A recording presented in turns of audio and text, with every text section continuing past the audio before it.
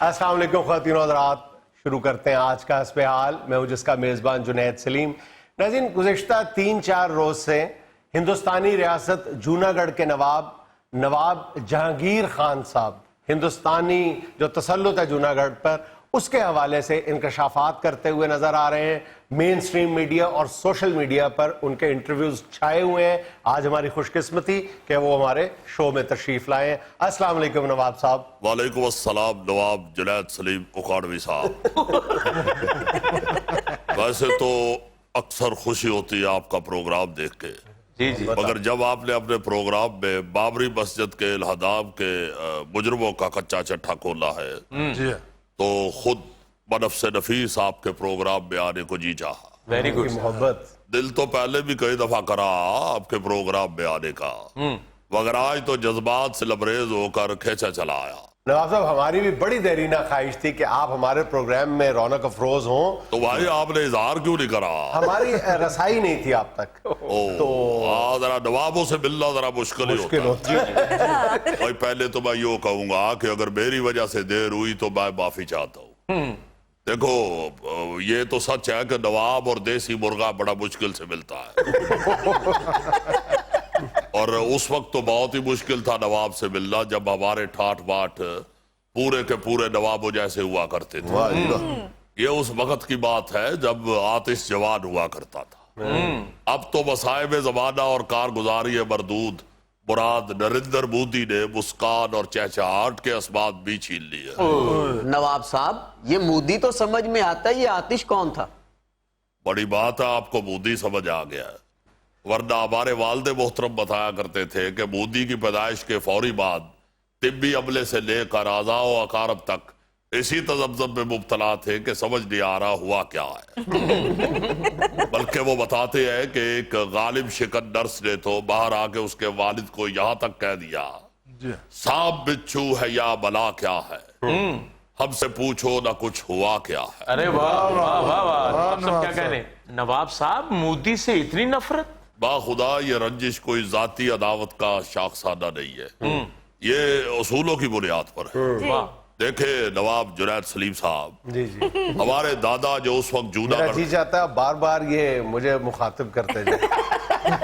देखिए जब दो नवाब आपस में मिलते हैं तो अदब आदाब मलहूज खातिर रखने पड़ते हैं। अगर दो नवाबों में ही सिर्फ बात होनी है तो हम फिर चाय पी आते हैं। नहीं, आप बैठिए, आप भी नवाब है, बेशक अपनी झोपड़पट्टी के हैं। तो नवाब साहब रहे कि नवाब साहब हस्बे हाल देखते हैं। नवाब साहब बताना अब ये चाह रहे हैं कि जब पाकिस्तान हिंदुस्तान बना, यानी बंटवारा जब हुआ, तो हमारे जो दादा उस वक्त जूनागढ़ के नवाब थे, नवाब मोहब्बत खान जी, जी हमारे दादा थे वो नवाब मोहब्बत खान ने पाकिस्तान के साथ इल्हाक का ऐलान करा। जी, हमारी जो रियासती असम्बली थी उस वक्त, उन्होंने मंजूरी भी दे दी। अच्छा, कायद आज़म भी तशरीफ लाए, मिले भी, उन्होंने मुआहदे में दस्तखत भी कर दी। लेकिन हिंदुस्तान ने उधर जबरदस्ती अपनी फौजें तैनात कर दी।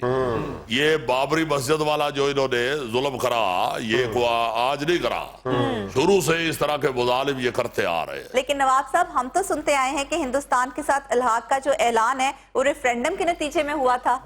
You are right, but you don't know reality. जी देखिए बात ये इल्हाक तो करा, जी, मगर वो गन पॉइंट में करा था। उस वक्त जबरदस्ती हिंदुस्तानी फौजों ने बंदूकें कनपट्टियों में रख दी, तो वो जबरदस्ती वो इल्हाक करा था, वो कोई खुशी से नहीं करा था। पूरे इलाके को यरगमाल बना लिया था हिंदुस्तान की फौज ने। जी हाँ, आज भी जिस तरह जबरदस्ती जो मोदी है ये जबरदस्ती सारे काम करवा रहा। कश्मीर में भी देखो ना, जबरदस्ती घुसा हुआ। असल में हमारे जो दादा परदादा थे नवाब साहब, उन्होंने ये जूनागढ़ को फलाही रियासत बनाया हुआ था। अरे वाह, तालीम और मेडिकल का सिलसिला सारा फ्री होता था। हाँ, वो प्राइमरी से लेके तो एमए तक तालीम मुफ्त दी जाती। अरे वाह वाह, वो एक बड़ी खूबसूरत रियासत थी और बड़ा अच्छा मुआशरा था सारा। और हम तो चाहते थे कि चूंकि वहां थे भी ज्यादा मुसलमान लोग सारे, तो हम तो चाहते थे पाकिस्तान के साथ इल्हाक करना। नवाब साहब के जो दादा थे ना जी, नवाब मोहब्बत खान साहब, वो कुत्तों से बहुत ज्यादा प्यार करते थे, बहुत ज्यादा। 800 के लगभग उन्होंने कुत्ते रखे हुए थे। बड़े खूबसूरत कुत्ते थे। उनमें से 150 जो थे वो बहुत ही उनको अजीज थे, उनसे बहुत प्यार करते थे। बिल्कुल आप सही फरमा रहे हैं। हमारे बुजुर्गों ने भी और हमने तो जानवरों से भी प्यार किया। ये जो मोदी है ये तो इंसानों को इंसान नहीं समझता, हम तो जानवरों से भी प्यार करने वाले हैं। वाह वाह वाह। हमने उस वक्त भी प्यार करा जानवरों से और आज भी प्यार करते हैं। ये मोदी को तो हमारे उधर गुजरात का लगड़बग्गा कहते हैं। बल्कि कई लोग तो गुस्से में लगड़बग्गा की बजाय बगड़ लगा कह जाते हैं। ये तो मशहूर है उधर, कसाई मशहूर है, गुजरात का कसाई कहते हैं, गुजरात गुजरात। बल्कि इस तरह का तो जो बेहिस कसाई होता है वो तो बकरा ज़िबा करने लगे तो बकरा खुद खाल उतार के पकड़ाता है, लो भाई ये खाल पकड़ो, हाथ नहीं लगाना, परे हो जाओ। क्या बताऊं आपको नवाब सलीम साहब, ऐसा ये बेहिस आदमी है ये मोदी। इसकी लुगाई बीवी इसकी जिंदा है मगर इसको मुंह नहीं लगाती। बल्कि मैंने तो ये सुना कि वो इसकी बीवी जो है वो जब इसके सामने कभी आ जाए तो वो इसको भाईजान कहती है। मेरी तो आप नजर पड़ी है नवाब सलीम साहब, ये मोटा आदमी मुझे दे दिलाया जाते हुए। अरे हिंदुस्तान जाके मोदी को लबिया डाल के इसको ऊपर बिठाना और आगे इसके रख देना खाना, क्योंकि मैंने सुना है कि जहाँ खाना खाता है ये वही सो जाता है। नवाब साहब आप तो मोदी से बड़े तंग आए हुए हैं। भाई इसका किरदार ही ऐसा है, बल्कि किरदार भी मैं खाली कह रहा हूँ, आप उससे पहले वो 2 हरफी लफ्ज लगा ले वो जो बे से शुरू होता है और बे के बाद शायद दाल लगता है। आपने तो सारा कुछ ही वादे कर दिया। वैसे तो आप उसकी हरकतों ने ही सब कुछ वादे कर दिया हुआ है, जरूरत नहीं है किसी को उसके किरदार के मुतालिक बताने की। आप देखें ना, ये आज का नहीं है, ये शुरू से हिंदू ऐसे कर रहा। हमें तो चलो जबरदस्ती मिला लिया साथ। नवाब सलीम साहब कुछ रियासतों को बिल्कुल उस तरह धोखा दिया इस हिंदुस्तान ने जिस तरह एक लड़के ने अपनी गर्लफ्रेंड को धोखा दिया। वो अपनी गर्लफ्रेंड को कहने लगा कि फिक्र नहीं करो, मेरा जो वालिद है वो गांव का सबसे बड़ा आदमी है। उसने सोचा जो सबसे बड़ा आदमी है वो अच्छा अमीर आदमी होगा।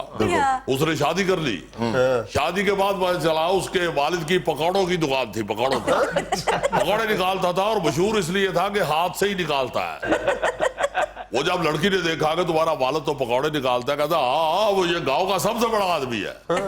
उसने कहा बड़ा कैसे है? उसने बताया कि इनकी उम्र 105 साल है। इससे ज्यादा उम्र का पूरे गांव में नहीं है, इसलिए ये पूरे गांव में सबसे बड़ा। तो बिल्कुल इसी तरह धोखा दिया हिंदुस्तान ने कई रियासतों को, अपने साथ मिला लिया। मोहतरम नवाब साहब जी हुक्म कीजिए नवाब साहब। सुना आप लोगों ने? हाँ जी।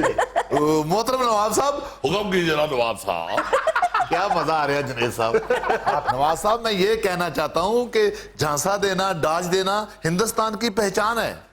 आप बजा फरमा रहे हैं नवाब साहब। देखिए बात है, we already knew very much about their all intentions। इसलिए हमने किसी भी मौके को आप जाने नहीं देना। हमने इनको लेके जाना है अक़वाम मुत्तहिदा में। हमने अब हर ऑप्शन मद्देनजर रखनी है। बिल्कुल उसी तरह जैसे किसी आदमी ने किसी से कहा कि मैंने तुम्हारे 64 के 64 दांत तोड़ देने हैं, तो पास एक आदमी खड़ा था, उसने कहा भाई दांत तो 32 होते हैं। तो उसने कहा मुझे पता था कि तुम बीच में बोलोगे, मैंने 32 तुम्हारे भी डाल दिए। तो जुनैद साहब इनके तो हमने 32 दांत तोड़ दिया, अब बीच में कोई बोलेगा तो हमने उसके 32 भी पहले ही डाल दिए। ये बोल रहा था। नहीं ये तो अच्छा आदमी लगता है। जुनैद साहब मेहरबानी कीजिएगा, जब हम जावेंगे तो इसको हमें दे दीजिएगा। हमारी रियासत में हाथी सारे मर चुके हैं। हम चाहते हैं कि कोई एक हाथी का बच्चा ले जाए, हमारी रियासत जरा दोबारा से नवाबों की रियासत लगनी शुरू हो। नवाब साहब मेरे पे इधर बड़ी जिम्मेदारी है। क्या जिम्मेदारी है? तुम्हारे मोहल्ले के बच्चे तुम पे बैठ के स्कूल जाते हैं। बताओ ना क्या जिम्मेदारी है? दाता साहब सरकार के जितनी लिहाज बढ़ जाती है वो तुम्हें खिलाते हैं। घबराओ नहीं, हमारे साथ चलो, हम तनख्वाह के साथ साथ गन्ने भी खिलाएंगे। बन जा नवाबां दा हाथी बन जा, काम ना काज ते सारा दिन चूपन नूं गन्ने भी लभणगे। तो बाकी आती है जी ऑफिस जाते हैं। ओ जनाब नवाब सलीम साहब, ये गुलहरी भी हमें दे दीजिएगा। हमारी रियासत के जो बागात है वहां पे गुलहरियों की रौनक खत्म हो चुकी है। नवाब साहब आप अपना मौकफ बयान करने के लिए आए हैं या अपने जानवर पूरे करने के लिए आए हैं? नवाब साहब मेरी तरफ नहीं देख रहे, मेरा ख्याल इनको शेर नहीं चाहिए। जिंदा शेर चाहिए, शेर का चरगा नहीं चाहिए। नवाब साहब आप बात किधर को ले गए हैं भाई? हमारे यहाँ आने का मकसद असल में तो कश्मीरी भाइयों के साथ इजहार यकजहती है, और हम यहाँ पे ये मुतालबा करने के लिए आए हैं कि इक़वाम मुत्तहिदा की करारदाद के मुताबिक, उसके असूलों के मुताबिक कश्मीर में रेफरेंडम कराया जाए। उस तरह ना रेफरेंडम कराए जिस तरह ये रियासत जूनागढ़ में इन्होंने कराया। बंदूक के जोर पे जो रेफरेंडम होता है वो रेफरेंडम नहीं होता, वो रफड़ होता है। और मोदी की ये रफड़ वाली सोच ने भारत को एक मुनाफिकाना, दोहरे मायार और बुनियादी हुकूक की पामाली वाला मुल्क बना दिया। इस खत्ते के अंदर आपको जितनी भी बुराई नजर आती है ये इस कमबख्त मोदी की वजह से है, चूंकि मैं समझता हूं ये बुराई का कोल्ड स्टोर है। ये मोदी जो है ये एक शख्सियत का नाम नहीं है, ये एक सोच का नाम है। मोदीज़म। जुनैद साहब, इंसानियत के खिलाफ जितने भी यहाँ पे इस खत्ते में दिल सोज वाकयात हो रहे हैं, ये मोदीज़म की वजह से हो रहे हैं। नाज़रीन, यहाँ में लेने एक छोटा सा एक मिनट जरा एक जुगत लगा लेना। जी जी जी। ये मोदी का मुंह ऐसे है जैसे बाड़ों में फंसा हुआ बिल्ला होता है। देखिए यहाँ में लेने एक छोटा सा वक्फा, हमारे साथ रहिएगा।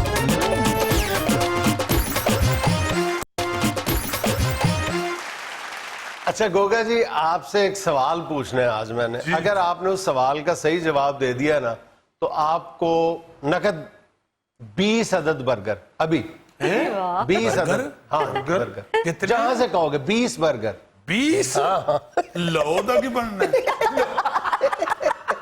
यार शर्म कर। पहले सवाल तो सुन लेने। सुने यार सवाल। अच्छा भाईजान, सवाल बड़ा सादा सा है। अच्छा जी, सवाल भावे सादा करें, बर्गर उसने सादा नहीं लेना, वो डबल टिक्की वाला होगा। अच्छा, किसी साथी से आपने मदद नहीं लेनी, वैसे ले भी लो तो कोई मदद करने का नहीं तुम्हारी। यार इस दानिश्वर में कितना तकब्बर है। अल्लाह माफ करे, ये ब्रावो कहना भी ना शुरू कर दे। अच्छा ये बताएं जी गोगा जी, दुनिया में सबसे ज्यादा कौन सी फसल काश्त होती है? गंदम। सर हाँ बताएं। आलू। नहीं, कपास। सर मैं एक हद तक आलू दुरुस्त है, लेकिन जो मैं बताऊंगा उसके बाद गालिबन आलू आते हैं। शकरकंद। सबसे ज्यादा दुनिया में चारा काश्त होता है, चारे की फसल काश्त होती है। जितनी किस्म का भी चारा है ना, यार तुम्हारी तो महबूब ग़िज़ा है, तुम्हें फिर नहीं आता।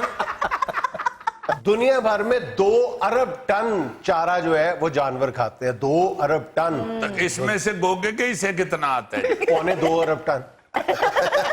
और जब इतना सा बचता है ना, वो भी ये भैंस तरफ हसरत से देख रहा होता है कि यार ये क्यों खा रही है, मैं भी तो नीली रावी का गोगा हूं। अच्छा मैंने बात आपको ये बतानी है कि जब भी हम पोटेंशियल ऑफ पाकिस्तान का जिक्र करते हैं तो हम आम तौर पे मरसिया खानी करते हैं, रोना रोते हैं और कहते हैं कि जी बुरे हाल है। लेकिन चारे की काश्त के हवाले से मेरे पास अच्छी खबर है। अच्छी खबर यह है कि 15 बरस पहले तक पाकिस्तान चारा इंपोर्ट किया करता था। अच्छा। और अब आलम यह है कि पाकिस्तान पिछले कुछ बरसों से चारे का एक्सपोर्टर मुल्क बन चुका है। और ताजा तरीन रैंकिंग ये है कि पाकिस्तान जो टॉप 10 एक्सपोर्टर है चारे के, उनमें पाकिस्तान का शुमार होता है। एक्सपोर्ट क्यों करने लग गया है? साडी भैंसों ने डाइटिंग शुरू कर दी। ये भी एक प्रॉब्लम आ रहा है कि जब हम एक्सपोर्ट करना शुरू कर दिया हमने, तो हमारे यहाँ अपने जानवरों के लिए क्या हमने बंदोबस्त किया। ये इस सवाल का मैं बाद में जवाब देता हूँ। पहले जब हम इसकी रैंकिंग की बात करते हैं ना, पाकिस्तान इस वक्त जनाबे वाला इस साल, रवां साल, ये कोविड के बावजूद, कोरोना के बावजूद 17 करोड़ डॉलर का चारा दुनिया को एक्सपोर्ट कर चुका है। 17 करोड़ डॉलर का। और मजीद जब 4 करोड़ डॉलर के ऑर्डर्स जो हैं वो अगले 3-4 माह के दौरान है। इसका मतलब है कि पूरे साल की हमारी जो एक्सपोर्ट होगी वो 21-22 करोड़ डॉलर के लगभग। गाय भैंसों की बात दो है अच्छा, अब ये इस तरफ आते हैं कि हमारे यहाँ ये जो लाइफ स्टॉक का सेक्टर है ये तेजी के साथ फरोग पा रहा है। जगह जगह आपको नए फार्म्स खुलते हुए नजर आ रहे हैं और जो फार्मर्स जो हैं वो अपना चारा नहीं उगाते, उनका एतराज ये है कि जितनी भी फसल होती है वो सारी तो एक्सपोर्ट हो जाती है। हाँ जी। अरब मुल्कों के एक्सपोर्ट हो रही है। तो हमारे यहाँ चारा जो है वो महंगा होता जा रहा है। एक्सपर्ट्स ये कहते हैं कि ये तो एक फितरी अमल है। आप इसका हल एक ही है कि अगर आपने एक्सपोर्ट शुरू कर दी है तो पाकिस्तान की अपनी जो जरूरियात है उनके लिए मजीद चारा उगाया जाए। हाँ जी। अब चारा एक ऐसी जबरदस्त फसल है जिसके लिए पाकिस्तान पूरे का पूरा खुला पड़ा हुआ है। यानी अगर एक जमीन पे एक चारा ठीक तरह से पैदावार नहीं देता तो आप दूसरी किस्म का चारा उगा लें, वहां पे इस तरह का चारा, यहाँ पे मतलब पाकिस्तान में 16 अक़साम का चारा उगाया जाता है। 16 अक़साम का। और पाकिस्तान जो 3-4 बड़ी किस्में एक्सपोर्ट कर रहा है उनमें जो सरे फहरिस्त है वो अल्फा अल्फा, जिसको उर्फ आम में गौरी साहब आप लूसन कहते हैं, खाते हैं या नहीं खाते लेकिन बहरहाल लूसन, जो हमारे यहाँ एक वक्त था कि सिर्फ घोड़े की ग़िज़ा समझा जाता था। अब लोगों को पता चला, बल्कि 2013 तक बिल्कुल पाकिस्तान की पब्लिक को नहीं अंदाजा था कि ये अल्फा अल्फा या लूसन जो है ये चीज क्या है, ये कितनी महंगी चीज है। ये फिर जूं ये बाहर जाने लगा है। और अच्छा, बाहर क्यों जाने लगा, ये भी एक बड़ी दिलचस्प बात है। और इसमें पाकिस्तान के लिए मजीद कितना पोटेंशियल है, ये एक बड़ा दिलचस्प इसका पहलू ये है कि हमें आमतौर पे जब भी हम पोटेंशियल ऑफ पाकिस्तान का जिक्र करते हैं, हम अपने कॉम्पिटिटर्स में जिनके साथ हमारा मुकाबला है, हम हिंदुस्तान का जिक्र करते हैं, हम चाइना का जिक्र करते हैं। लेकिन चारा जो है ना, ये एक ऐसी प्रोडक्ट है जो हिंदुस्तान भी एक्सपोर्ट नहीं कर रहा और चाइना भी ना होने के बराबर एक्सपोर्ट कर रहा। तो हमारे पास एक खुला मैदान मौजूद है। अमेरिका दुनिया का सबसे बड़ा एक्सपोर्टर है चारे का। फिर ऑस्ट्रेलिया है, अफ्रीकन कंट्रीज हैं। तो पाकिस्तान के पास एक वसी मैदान मौजूद है जहां पे पाकिस्तान जो है वो चारा एक्सपोर्ट करके बासानी बिल्कुल, मैं ये पूरे तयक्कुन के साथ बात कर रहा हूं कि 4 से 5 अरब डॉलर कमा सकता है। 4 से 5 अरब डॉलर।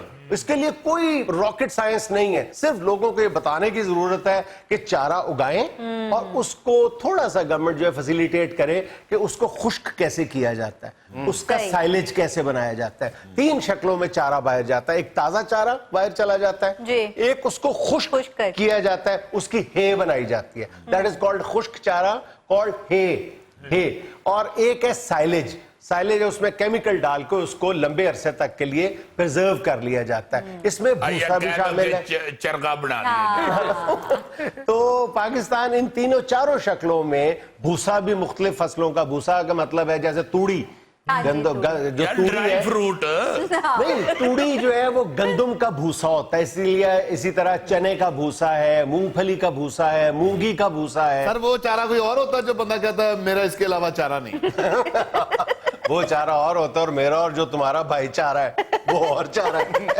एक भाईचारा होता है, एक होता है इसके बगैर कोई चारा नहीं, एक बेचारा, इसका चारा, एक यार खुदा के वास्ते मैं तुम लोगों में कितना कोई पहले चारा तकसीम कर ले फिर इल्म तकसीम कर ले।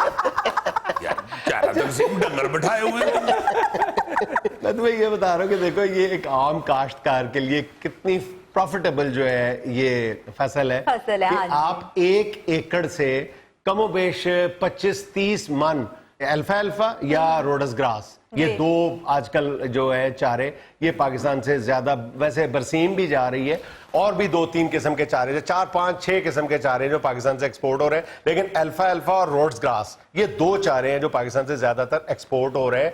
तो ये 1 एकड़ में बासानी 25 से 30 मन आप इसकी पैदावार ले सकते हैं। सिर्फ आपको इसकी हे बनाने का फन आना चाहिए। एक बिल्कुल मामूली सस्ती सी मशीन है, वो आप खरीद लें तो आप 1 एकड़ से 10 लाख रुपए बासानी कमा सकते हैं, बासानी। सर लूसन जो है ये दियो जी ने थोड़ा जेलूस उसके मुंह में पानी आ रहा है यार दोस्त। भाईजान ये बात नहीं है, ये एक ही मर्तबा बीजना पड़ता है, फिर बाद में बेशक 8-10 मर्तबा इसकी ये भी देखो ना, ये आहिस्ता आहिस्ता ये साइंसी रिसर्च है जिसने आपको बेहतर से बेहतर ब्रीड उसकी दे दी है।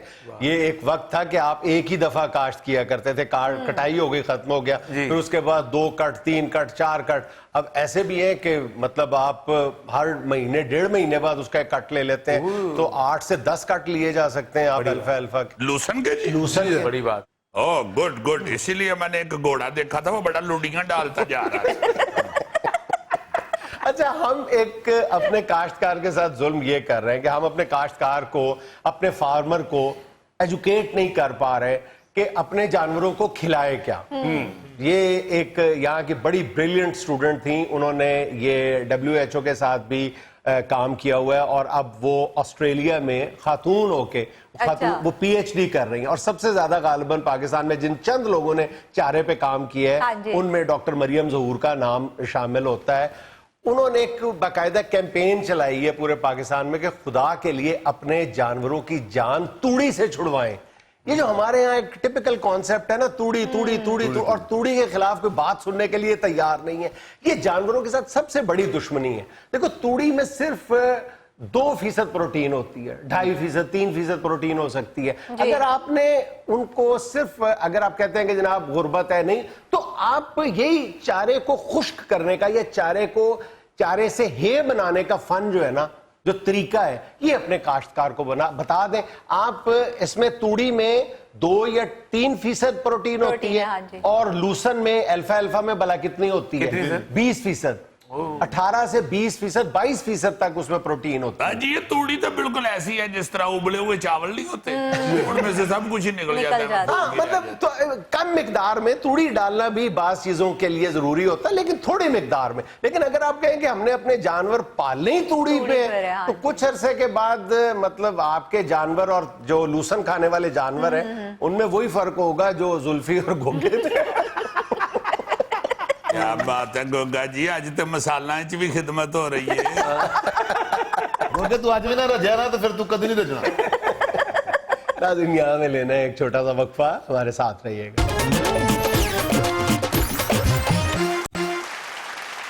जी बेटा, बायोलॉजी की क्लास है और हमारा मौजू है। सॉरी सर, हम भूल गए थे। Morning morning sir. Good morning बेटे। मॉर्निंग मोटू, आप बेटा जरा क्लास से बाहर चले जाए। आपने वादा किया था कि मैं शहद लेके आऊंगा आपके लिए, आपके चचा लेके आए थे कोई। जी सर, वो अगले मंथ आएगा जी। सर, आप हसबे हाल के टीचर हैं, ये जंडियाले बाग वाले के टीचर। अच्छा यार, सीरियस हो। Thank you sir. अच्छा, आपको पता है कि इंसानी बाल जो है ये इंसानी जिस्म में दूसरे नंबर से सबसे तेजी के साथ बढ़ने वाला टिश्यू है। पहले नंबर पे कौन सा होगा बताएं? नाखून। नहीं, आप बताएं। दांत सर, दांत। आपने दांत अंदर करे, फिर मैं बताता हूँ। पहले नंबर पे हड्डियों का गूदा जो है ये तेजी के साथ बढ़ता है और दूसरे नंबर पे बाल बढ़ते हैं। अच्छा, अब बताएं कि इंसानी जिस्म में सबसे ज्यादा तेजी के साथ किस हिस्से के बाल बढ़ते हैं? जी बताएं। सर के सर। नहीं, सबसे ज्यादा तेजी से हमारे चेहरे के बाल बढ़ते हैं। ओ, आखिर लोग हमारा चेहरा ही तो देखते हैं। लो, और देखने के बाद क्या कहते हैं ये ना बताएं प्लीज। सुभान अल्लाह, सुभान अल्लाह। इससे पहले कि कोई और फिक्र आए, फटाफट बंदा आपस में ही चुप रहो बस। अच्छा सर, ये बताएं कि ये अपना जो है बाल, ये सुना है कि बंदा फौत भी हो जाए तो उसके बाद भी कितनी देर बढ़ते रहते हैं? हाँ, ये कहा जाता है कि मरने के बाद इंसान के बाल और नाखून जो हैं ये बढ़ते रहते हैं कुछ अरसे तक। उसकी बुनियादी वजह ये है कि ये दोनों चीजें केराटिन से बनती हैं। केराटिन एक ऐसा सब्सटेंस है जिससे हैवानों में ये उसके पाँव के खुर बनते हैं, ज्यादातर पंजे और चोंच और पर बनते हैं। दैट इज कॉल्ड केराटिन, ये सब्सटेंस है। तो दोनों का एक ही है, इसलिए ये बाद में बढ़ते रहते हैं। थैंक यू सर, आप तो हम सब लोगों को नई दुनिया में ले गए हैं। और पुरानी दुनिया शुक्र अदा कर रही है कि चले गए नई दुनिया में। अब जिस नई दुनिया में गए हैं 10 दिन बाद वो भी पुरानी पुरानी लगने लगी। अच्छा जुल्फी बेटा, आप बताएं कि एक इंसानी सर के ऊपर औसतन कितने बाल होते हो? कमर पे हाथ रखो जुल्फी। उसने बोलना है यार, ना किया करो ऐसे। नहीं उठता नहीं। सर 25 से 30 लाख के करीब तो हो। और नहीं बाबा, इतने ज्यादा बाल हो तो बंदे को और क्या चाहिए। सिर्फ 1 या 1.5 लाख बाल होते हैं इंसानी जिस्म पे। और इनमें से एक औसतन जो है अगर देखा जाए, साइंस हमें ये बताती है कि योमिया 50 से 150 बाल गिरते भी रहते हैं। कुछ कंगे में आ जाते हैं, कुछ साबुन पे लग जाते हैं सर। और ना हो तो बेगम के हाथ में आ जाते हैं। देखें सर, अभी इसकी उम्र क्या है, बेगम को भी सोच रहा है। उसको सोचने दो बेचारे को। सर ये देखें अभी बेगमों बच्चों में पड़ गए, मेरे कैरियर का मसला है सर। अच्छा, अभी हम बात कर रहे थे चेहरे के बालों की। जी। तो साइंस कहती है कि अगर एक बंदा जो है अपनी सारी जिंदगी शेव ना करे तो उसकी जो दाढ़ी है उसकी जो लंबाई है 30 फुट से ज्यादा हो जाएगी।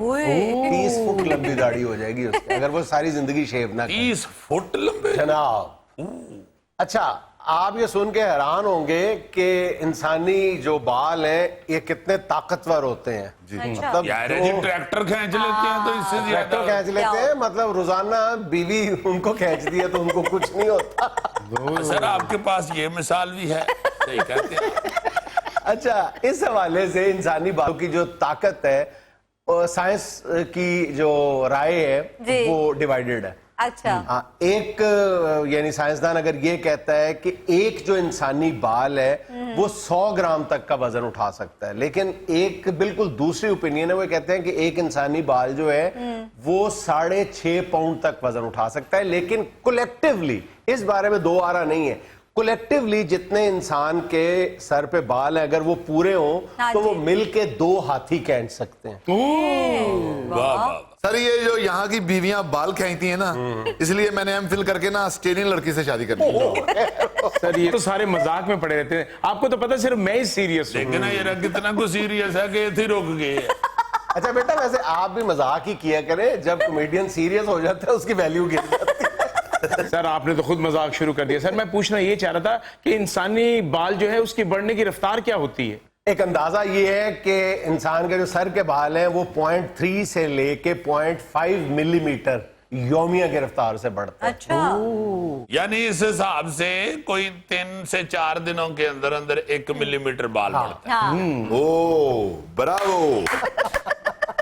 अच्छा, जब भी बात कर रहे थे ना बालों की मजबूती की, जी तो मैंने कहीं पढ़ा था कि सर आप भी पढ़ते हैं, आप तो पढ़ाते नहीं हैं। पढ़ता हूं तो पढ़ाता हूं ना। Good good. एक इंसानी बाल इतना मजबूत होता है जितना अगर इतनी ही मोटाई का कॉपर लिया जाए जी। तो इंसानी बाल कॉपर से ज्यादा मजबूत होता है। अच्छा। जी।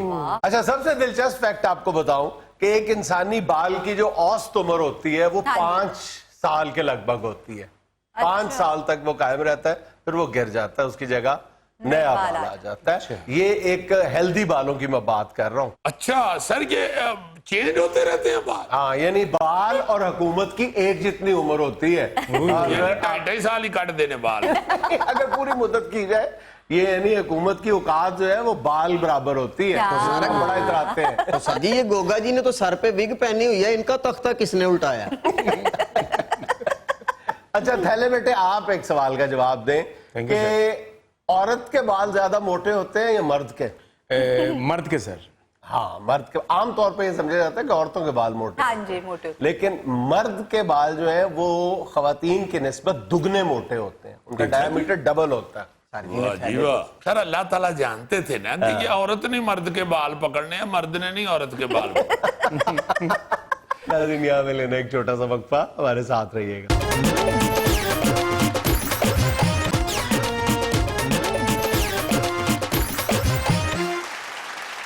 अच्छा जी, आज हस्बे माजी के हवाले से कुछ पुरानी बातें याद करें। जी जरूर। उसमें मेरे येन में आ रहा था कि ये जो घर की डिजाइनिंग कंस्ट्रक्शन है, कंस्ट्रक्शन। इसमें क्या क्या चेंजेस आई हैं पहले वक्तों में जो हमने देखी हैं, वो जरा आज याद की जाए। हाँ जी। उसमें सबसे पहली बात तो है फर्श। हाँ। कच्चे फर्शों से हमने ईंटों वाले फर्श देखे, फिर ईंटों वाले फर्श से हमने सादे सीमेंट के फर्श सीमेंट के, हाँ जी। देखे। उसके बाद हमने फिर सीमेंट के ऊपर रंगीन सीमेंट का पोचा फिरते हुए देखा। सीमेंट के बीच में को रंग रूम डाल लेते थे, सुर्ख रंग या नीला रंग डाल के तो फर्श को नीला या लाल कर लेते थे। और कमरे के दरमियान में उस डिजाइन को एक फूल की शक्ल दे दी जाती थी। हाँ जी हाँ जी, वो कागज का फूल काट के ना जी, तो जी, उसको जी। मैंने देखा हुआ है बचपन में। वो मेरे सामने एक मिस्त्री ने वो डाला हुआ है फूल, वो बड़ा प्यारा, वो कागज का काट के तो उसको रख के पता नहीं उसके ऊपर ऐसे सीमेंट को फेरते थे, फिर वो उठा लेते थे। अच्छा। वो फूल बना हुआ। बना। अच्छा, फिर आहिस्ता आहिस्ता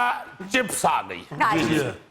फिर चिप्स डालनी शुरू हो गए, फिर वो शीशे की पट्टियां बीच में रख के उनको डब्बों में डिजाइनिंग में भी बदलना शुरू हो गए, मुख्तलिफ रंगों की चिप्स डालना शुरू हो गए। वो करते कराते आहिस्ता आहिस्ता फिर अब टाइलों पर तो चिप्स की रगड़ाई से मलेदार भी तंग होते थे। चिप्स की रगड़ाई पहले हाथों से होती थी, बट्टियों से, फिर मशीनें जब आई मशीनें आ तो फिर सारा महला तंग पड़ा होता। कोई अक्का दा रौला पाया इन्हां ने की बन गईयां ने, घर बनाउण डे ने कि की करन डे ने। मतलब चिप्स भी नापैद होती जा रही है, बहुत कम नजर आती है। जी अब तो चिप्स जुनैद साहब जिसने डाली हो उसको गरीब समझ, वैसे भी गरीब अमीर की भी बात नहीं है। चिप्स बल्कि मेरा ख्याल है अब महंगी पड़ती है। एक दफा गोगा कहीं घर बन रहा था, 3 घंटे बैठा रहा, अंदर से किसी ने कह रहे थोड़ी देर बाद चिप्स पहनी है, ये समझे पता नहीं खाने वाली, ये सारा बैठा रहा, चिप्स चिप्स चिप्स खा रहा है। तेनू घर जाके ही माफी मंगनी पड़ेगी। लो जी, ये तो थी फर्श की दास्तान। हाँ जी। उसके बाद मैं आना चाहता हूँ छतों पे। छतें जो है ना वो हमने देखी हुई हैं, पहले बालियों वाली, लकीर और बालों की वो पड़ती थी, उसके ऊपर वो ये चिख सी कानियों की पड़ जाती थी। फिर आहिस्ता आहिस्ता वो उतर गई चिख, फिर उसके ऊपर वो अपना टाइलें शुरू हो गए। फिर आहिस्ता आहिस्ता लोहे की पट्टियां आ गई, वो कहीं कहीं TR वगैरह, TR वगैरह जिसे कहते हैं। तो वो करते करते लेंटर आ गया। लेंटर भी खैर उस वक्त भी पड़ता था जी। तो अब अपना जो है छत वो भी बिल्कुल बदल गई है। हाँ जी। अच्छा, पहले जब लेंटर शुरू हुआ है ना तो जी उसके ऊपर ये रंग रोगन के साथ भी फूल बूटे बनाए डिजाइन गए। किया जाता है। अब तो ये जो है ये की क्या उसे कहते हैं, प्लास्टर ऑफ पेरिस, जी जी, उसकी अब डिजाइनिंग ऐसी ऐसी बहुत होती है ज्यादा, कि बंदा हैरान ही हो जाता है। ऐसी ऐसी कमाल। पहले तो सर शीशे की डिजाइनिंग भी लोग करवाते थे टुकड़ी। आपके मुल्तान की तरफ खास तौर पे, बिल्कुल बिल्कुल। ये जनूबी पंजाब की तरफ वो शीशे की डिजाइनिंग भी बड़ी हुई हैं। ये जिसमें आईना जिसे कहते हैं, उसकी टुकड़ियां लगा लगा के ना जी, ते मुल्तानी बड़े खुश होंगे सन कि मैं कि नेड़े हो गया। अच्छा, फिर ये जो प्लस्तर शलस्तर है ना जी, ये भी बाद की गेम। अच्छा। क्योंकि जब सीमेंट नहीं था ना, हाँ जी। उस वक्त माश की दाल से ईंट लगनी शुरू हुई। माश की दाल? जी जी, ये जो माश की दाल हम खाते हैं, हाँ जी। इसको रगड़ के इसका लेप बना के ना, तो सीमेंट की तरह का, तो उसके साथ ये जितना भी शाही किला, ये चुबुर्जी, ये पुरानी बिल्डिंगें जितनी भी बनी हुई हैं, हाँ 200-300 साल पुरानी, वो सारी माश की दाल से बनी। हाँ, माश की दाल बड़ी मजबूत चीज होती थी, इसलिए उस वक्त प्लस्तर नहीं था, दाल का प्लस्तर नहीं सी हुंदा, कोई रोटियां लैके साडी बिल्डिंग दे दुआले ना हो जाए। यार ये हमारा प्यारा गोगा 22 साल तक शाही किले की दीवारें चाटता रहा इस चक्कर में कि ये दाल से बनी हुई है। क्या करते हो यार, वो ईंटों के बीच में दाल होती है, ऊपर तो होती नहीं, चटनियों ने बेचारे ने पूछता ये रहा है कि अंदर क्या हुआ है या नहीं। एक और मजे की बात आपको याद कराऊं जी, यही जो अपना सारा है ना जी, आप ये घर, इसमें जो एक किचन होता है, बावर्ची खाना जिसे कहते हैं, वो बड़ा बदल गया है। वो पहले बर्तन रखने के लिए ना वो शेल्फें बनती थी, अलमारी। हाँ, कई लोगों ने वो लकड़ी की शेल्फें लगवाई होती थी, कई सीमेंटेड लगवाई। अच्छा, किचन जो है उसमें बाकी खैर लवाजमात तो फ्रिज की जगह डोली होती थी, ये तो बहुत कुछ है। खुरा जरूर होता था जो अब सिंक में बदल गया। बर्तन धोने के लिए नीचे खुरा बनाया होता था, जिसमें बीबियां पहने बैठ के ना जी, चौकी के ऊपर, बीच में कई एंकर भी, तो वो पहले खुरे में बर्तन धोते थे। आप तो चेंज हो गए, चेंज हो गया, फिर माशाल्लाह पढ़ी लिखी खातून से एंकर की शादी हो गई। नाज़रीन, ये था आज का अस्पहाल, और आज की छोटी सी अर्ज ये अल्हम्दुलिल्लाह कहने की आदत डालें, क्योंकि अल्लाह पाक को शुक्रगुजारों से बड़ी मोहब्बत है। खुश रहें, खुश रखें। आपसे मुलाकात होगी इंशाल्लाह कल। अल्लाह।